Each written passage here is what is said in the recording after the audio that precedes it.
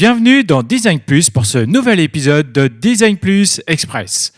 Cette série qui a duré tout l'été 2023 avec des nouveaux invités et 10 nouvelles questions.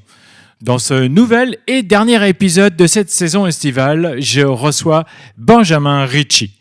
Benjamin est facilitateur, il est formateur, il est aussi spécialiste en Lean UX.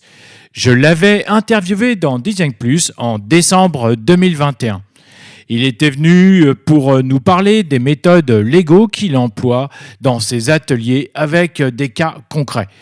C'est un épisode très intéressant que je vous recommande, car pour ma part, j'avais découvert pas mal de nouveautés. Alors franchement, je vous encourage à l'écouter. Aujourd'hui, cet épisode est accessible aux abonnés premium de mon podcast. Et pour choisir votre forfait, je vous donne rendez-vous dans la description de cet épisode ou bien dans la description du podcast. Vous y trouverez le lien vers ma page Supercast. Et maintenant, voici les réponses de Benjamin. Question numéro 1. Cite-moi 3 mots qui définissent ton métier. Alors, j'y ai bien réfléchi, ou pas. Je dirais grain de folie. Grain de folie, ça fait 3 mots. Alors, plus sérieusement, je dirais facilitateur. Adaptabilité et grain de folie. Question numéro 2. Pourquoi as-tu voulu devenir designer ? Alors, j'ai jamais voulu devenir designer. Je l'ai pas fait exprès. Je m'en suis rendu compte sur le tard. Parce qu'à l'époque, je travaillais dans une entreprise qui fabriquait des logiciels. Et mon boulot, c'était de faire de la démonstration de produit et de montrer à mon client que le logiciel pouvait s'adapter à son métier, à toutes les situations. Donc on avait une énorme et belle boîte à outils. C'est un outil CRM, gestion de relations clients. Et c'est un outil hautement paramétrable, mais difficile d'expliquer en très peu de temps que c'est hyper facile à utiliser. Donc moi, c'était mon boulot de vulgariser ça. Donc j'ai commencé à faire du design et de design d'expérience utilisateur sans vraiment savoir ce que c'était. Et puis après, je m'y suis intéressé. Et quand je suis devenu indépendant, j'ai découvert qu'il y avait des méthodologies. Donc méthodologie, toute la boîte à outils UX Design Method. J'ai été tapé dans les méthodologies comme les méthodes agiles, j'ai été tapé dans le Lean, les méthodes d'amélioration continue, j'ai été voir ce qui se passait dans les startups. Bref, j'étais assez curieux, assez gourmand, j'adore le conceptuel, j'adore la méthodologie. Aujourd'hui, mon boulot, c'est de vulgariser les approches pour mettre les outils des méthodos au service des clients pour arriver à un but qui est en général une amélioration significative dans leur métier, soit vers les clients, soit en interne par rapport aux collaborateurs. Donc voilà, moi ce qui m'intéressait, c'était vraiment de concevoir des choses, de co-concevoir, co-construire, même si c'est un peu galvaudé aujourd'hui, mais concevoir. Donc le mot design, designer, concepteur. Voilà, moi ça me plaît, je suis issu d'une formation ingénieur où aussi on concevait des outils logiciels. C'était mon but au départ. Et aujourd'hui, je suis très content d'être designer, mais dans le monde des services pour accompagner les gens. Question numéro 3. Pourrais-tu décrire ton métier sur 24 heures et comment tu t'organises ? Alors, je ne peux pas trop décrire ce qui se passe en 24 heures parce que ça change tout le temps. Moi, ma méthode pour m'organiser, c'est de regarder 1 semaine à 2 semaines. Qu'est-ce que je vais avoir ? Par exemple, une formation, un séminaire, un atelier. Et de me dire, qu'est-ce que je dois faire pour être au top lors de cette prestation client ?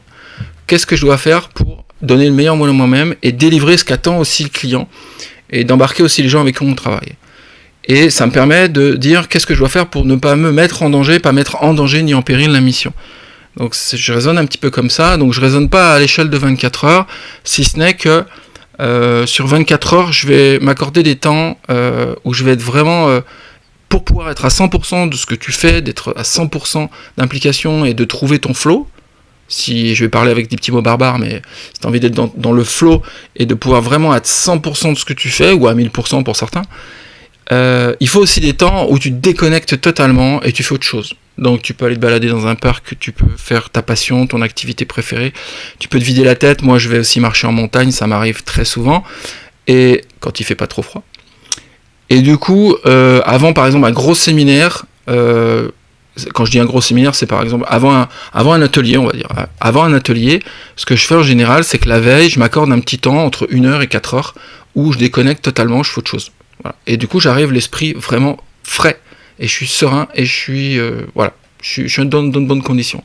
Donc sur les 24 heures, il y a une partie de préparation mentale et physique, on va dire, puis il y a une partie où on est dans l'acting, on délivre quelque chose, parce que mon boulot consiste à 80% à être présent avec des gens dans une salle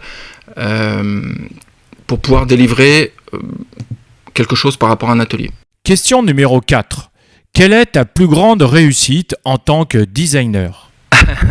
Quelle est ta plus grande réussite ? Je dis souvent ma plus grande réussite, notamment quand on anime des ateliers, ça nous arrive assez souvent a priori, c'est quand le client à la fin il vient te voir et il te dit ah mais ça s'est hyper bien passé, en fait tout était fluide, tout était bien. À la rigueur, on n'aurait pas eu besoin de vous pour faciliter la séance, pour animer, parce qu'en fait c'était hyper fluide. Ben justement, c'était fluide parce que ça a été hyper bien préparé et ça a été délivré avec des séquences, une articulation qui fait sens et que ça a été préparé. Voilà. Et il y a aussi ce qui se passe dans un atelier, parce que mon boulot aujourd'hui c'est du design, mais c'est aussi d'animer ces ateliers-là. Et ce qui se passe, il y a une part d'improvisation qui ne se voit pas, de réajustement au fil de l'eau, parce qu'on protège le temps par rapport à un atelier qui va durer 3 heures, et on est forcément très ambitieux en général, ou notre client est très ambitieux, et on a du mal à tout caser. Et notre boulot, c'est de faire en sorte qu'on atterrisse, mais qu'on atterrisse dans de bonnes conditions, et qu'on ne frustre pas les gens, et qu'ils aient le sentiment d'avoir bien utilisé leur temps, qu'on ait produit quelque chose qui va leur être utile. Donc ma plus grande réussite, c'est quand c'est ce petit genre de réflexion, mais aussi ce qui me rend fier dans ce métier, c'est qu'à un moment donné, c'est d'arriver, par exemple, j'ai travaillé il y a quelques années avec une entreprise qui faisait des services web pour les pharmaciens, et je connaissais rien du tout à ce monde des pharmacies, et j'ai tout découvert, et le but du jeu, c'est d'absorber un maximum en un minimum de temps, et de pouvoir adapter complètement notre démarche par rapport au métier de ce type de client. Donc ça, c'est aussi une grande réussite, c'est cette adaptabilité et le fait que le client se sent compris, qu'on rentre en fait dans son vocabulaire aussi. Question numéro 5. Quels sont les freins les plus courants que tu rencontres et comment les combats-tu ? Alors, les freins les plus courants, moi aujourd'hui, alors sur le métier du design de conception, on est encore sur l'UX, le design d'expérience. Ok, c'est essentiellement du bon sens, quoi. Voilà, on va faire quelque chose d'intuitif, c'est essentiellement du bon sens. Voilà. Donc ça, c'est les freins qu'on rencontre toujours, à mon sens. Et moi, personnellement, plus particulièrement sur la partie animation de séquences d'ateliers, le frein que je rencontre, c'est que moi, j'essaie d'utiliser des outils, donc soit des séquences pédagogiques ludiques, soit j'utilise des supports, des outils qui sont différents. Donc par exemple, et tu le sais Laurent, puisqu'on a fait un podcast dessus sur les 5 usages de la brique professionnelle dans le design ou en entreprise, j'utilise des briques Lego. Donc c'est pas des parpaings, c'est des briques Lego. Et ça je peux vous dire que c'est pas sérieux. Pourtant, la méthode que j'utilise très souvent s'appelle Lego Serious Play. Donc Serious Play. Mais non. Pour certains commanditaires ou dirigeants, non, on va pas faire jouer les gens, c'est pas sérieux. Et il y a même des personnes qui nous disent ah non, mais les post-it, c'est bon, moi je joue pas avec les post-it, je suis là pour bosser, quoi. Voilà. Donc vous voyez, le support, l'artefact utilisé, il y a des freins en fait dessus, alors que ça va nous aider à mieux faire. Connais-tu Notion ? Personnellement, c'est l'application que j'utilise toute la journée, tous les jours, pour gérer le podcast, mais aussi pour une partie de ma vie privée. C'est à la fois mon espace de travail personnel, mais aussi celui que je partage avec les futurs interviewés pour préparer chaque épisode. Donc Notion, tu peux l'utiliser pour tous tes projets professionnels et personnels, en mode solo ou avec ton équipe. Et depuis quelques mois, Notion a intégré une IA, une intelligence artificielle. Tu peux lui poser directement tes questions sur tes documents, tes tableaux, tes projets et l'IA te répond. Il suffit juste de demander. L'IA t'aide à rédiger tes contenus. C'est terminé le syndrome de la page blanche. Laisse l'IA de Notion rédiger un premier jet pour toi. Bref, tu as un vrai rédacteur à tes côtés. Enfin, l'IA va parcourir tous tes documents en quelques minutes pour en extraire les points clés, faire des résumés et bien plus encore grâce au remplissage automatique. Donc, plus besoin d'écrire une énième note de mise à jour sur l'avancement de tes projets. Et si tu te poses des questions sur tes données, Notion a déjà tout prévu. Les données restent privées et sécurisées. Le programme est conforme au RGPD et CCPA. Donc c'est un super atout pour avancer plus vite et mieux. Pour en savoir plus et essayer l'IA de Notion gratuitement, clique sur le lien qui se trouve dans la description. Question numéro 6. Qu'est-ce que tu lis ou qu'est-ce que tu regardes pour apprendre et progresser ? Alors je dirais qu'il y a quelques années, j'étais assez fan de tous les bouquins de méthodologie. Ça c'était une bonne source en fait pour en fait faire le parallèle entre ce que tu fais, ce que tu expérimentes et la théorie des personnes qui ont conçu telle ou telle approche ou telle méthode. Par exemple, Game Storming, c'est un livre qui est assez ancien. C'est assez riche parce que c'est comme un dictionnaire avec différents jeux, avec différents objectifs où tu peux un peu choisir ce que tu veux, ça donne une palette. Donc c'est un peu comme une espèce de bible, voilà. Ça c'est intéressant. Aujourd'hui, je lis plus trop de bouquins, je regarde pas trop de vidéos sur les méthodologies ou sur apprendre à progresser. Ce qui me fait progresser aujourd'hui, ce que je recherche, c'est d'aller dans mon réseau, ou au fil des rencontres, ou le réseau de mon réseau, c'est de discuter avec des gens et de leur demander ce qu'ils font, comment ils le font, c'est d'absorber du retour d'expérience. Donc c'est ça, en fait, ma veille. Comment je progresse ? J'essaie de documenter sur différents métiers, différentes personnes, différentes approches, retour d'expérience, des REX. Et ça, c'est assez génial, parce qu'après, on peut en parler autour de nous. Donc il y a nos propres REX qu'on a, nous.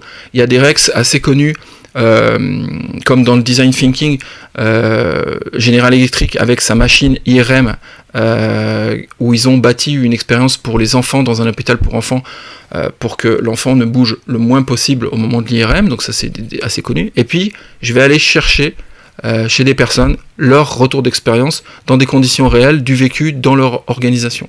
Question numéro 7. Dans tes interventions, comment tu repères le bullshit du vrai ?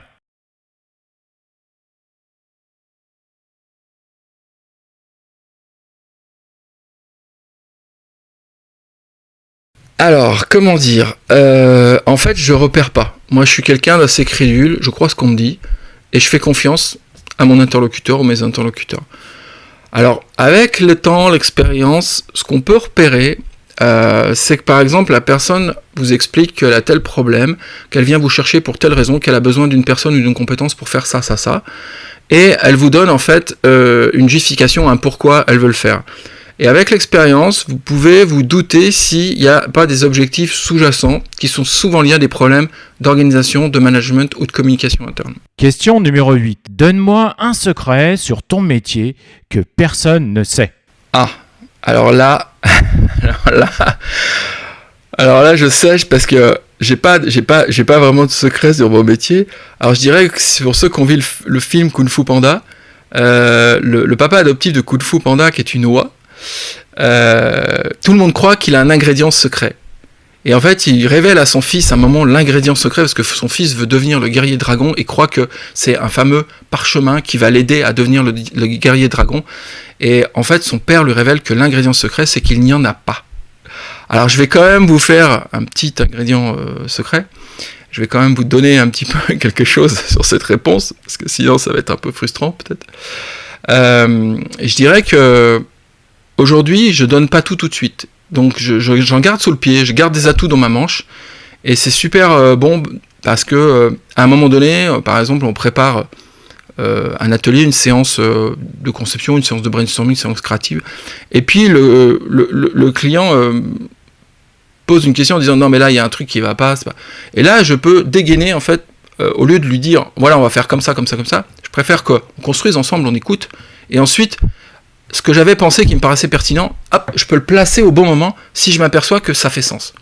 Donc c'est toujours en garder sous le pied, et c'est pareil dans l'animation des ateliers, c'est toujours être capable de rebondir et finalement d'embarquer les gens avec soi. Voilà, donc ingrédient secret, pensez au papa adoptif du guerrier dragon Kung Fu Panda, pour ceux qui ont la référence, et pour ceux qui l'ont pas, je vous invite à aller revoir le film. Question numéro 9. Penses-tu que les IA, les intelligences artificielles, pourraient révolutionner nos métiers et ou modifier certaines de nos pratiques? Alors je pense que c'est déjà le cas. Par contre, c'est pas un sujet sur lequel je vais essayer de me positionner. Je pense que je vais laisser venir sur les IA.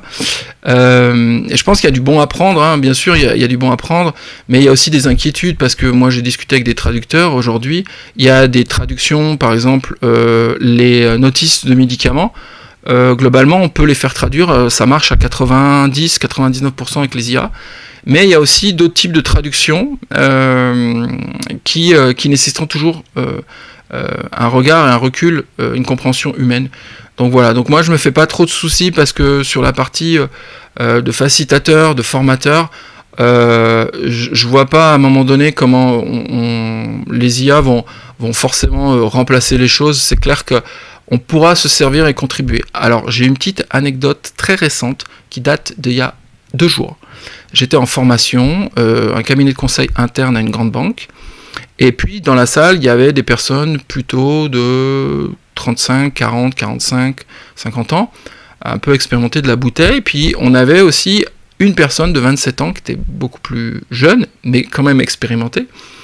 Et à un moment donné, je leur explique deux, trois techniques de brainstorming, notamment le brainstorming sous contrainte pour dépasser les premières idées classiques et pousser en fait à des idées notamment un peu plus extrêmes, un peu plus loufoques ou des choses comme ça. Et à un moment, il n'avait pas parlé du tout de toute la séance et la personne me dit « Mais est-ce que tu as déjà utilisé ChatGPT pour faire du brainstorming ?» Donc je leur avais posé une question sur un exercice un peu trivial, on va dire. Et il me fait est-ce que tu l'as déjà fait? Donc je dis bah non, mais par contre ça m'intéresse de savoir ce que ça donne. Et il m'a dit bah je viens de le faire. Parce que je le voyais pianoter, je dis ouais, lui il écoute pas trop. Non, en fait il est en train de pianoter, d'expérimenter. Et il l'a fait et il nous a donné les résultats. Et il a dit bah en fait ça s'apparente sur toute la première vague de brainstorming avec l'idéation libre, où on sort les premières idées un peu convenues par rapport à la problématique posée. Elle m'a dit ça a bien marché. Par contre, dès qu'on allait en fait sur des idées qui étaient beaucoup moins conventionnelles, là effectivement, peut-être qu'il fallait un peu tweaker l'application ChatGPT. Voilà pour la petite anecdote. Donc ça peut contribuer. Je pense qu'on peut l'inclure dans les réflexions, dans les travaux.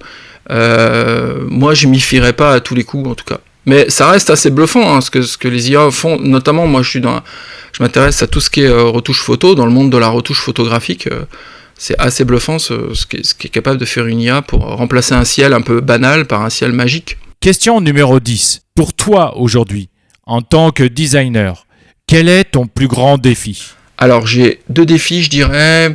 On se heurte toujours à la même chose. Oui, le design. Ah, ok, t'es dans le design. Donc, soit on te dit que tu fais du graphisme, de l'illustration, etc. C'est un métier, un designer graphique. Soit on pense que tu fais des tables et des chaises. Voilà. Donc le design est encore réduit à ça. Et on est toujours sur cette ambiguïté entre le design esthétique et la conception du fonctionnel. Voilà. Et qu'il nous faut les deux, bien sûr. Donc, le deuxième défi auquel je me heurte aujourd'hui, c'est de passer d'un métier de designer à un métier où je vais accompagner les entreprises, notamment dans le secteur de la santé, médico-social. Je vais accompagner sur du design de service, sur comment mieux accompagner les gens, notamment les personnes vulnérables, comment définir des nouvelles offres, comment pousser des nouveaux services qui font sens dans un contexte où on a des collaborateurs potentiellement aussi en souffrance, on a un contexte de financement des activités de santé qui est compliqué. Donc mon défi aujourd'hui, c'est plutôt de faire comprendre à des gens que je rencontre et des futurs clients comment je peux les aider ou pourquoi ils feraient appel à moi. Et donc c'est d'être dans leur champ lexical. Et récemment j'ai animé un séminaire et jamais la personne n'a dit bah voilà, je vous présente Benjamin, notre facilitateur pour le séminaire. Elle disait voilà, je vous présente Benjamin, ça va être la personne qui va nous aider pour l'animation du séminaire. Donc j'étais animateur de séminaire et c'était très bien parce qu'en fait tout le monde comprenait. Et je pense que c'est aussi le plus grand défi en tant que designer, c'est de s'adapter au vocabulaire et au champ lexical et bien sûr au métier des gens qui s'adressent, donc les clients, et bien sûr de l'utilisateur final. On ne l'a pas oublié puisque c'est l'essence même de ce qu'on fait a priori. Voilà, je vous remercie beaucoup, je remercie Laurent de m'avoir laissé une petite tribune. C'est toujours un plaisir de dialoguer avec lui, j'adore son enthousiasme. Et puis j'espère que ce podcast multi-interview va vraiment vous aider, va être aussi inspirant.